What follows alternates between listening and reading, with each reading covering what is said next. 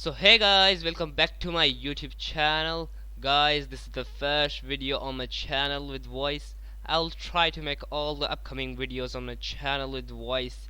So in today's video we will be solving Photoshop's problem which almost every user of Photoshop had seen. The problem which I am talking about is Scratch disks are full. So without wasting any time, let's get right into the video.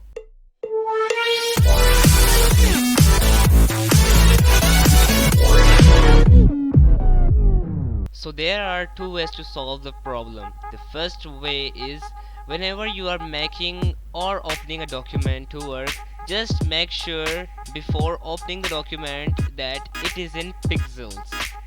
Suppose here I am opening this document. So in the preset details there is written pixels. You have to make sure this. Sometimes pixels are not selected, any other value selected, which takes lots of space when you do work on Photoshop. If this first way does not work, then the other and the last way is to free up space from your Scratch disk. Usually it is C drive. You can also get an external hard drive or hard disk to get more space. So guys, these are the two ways to solve the problem.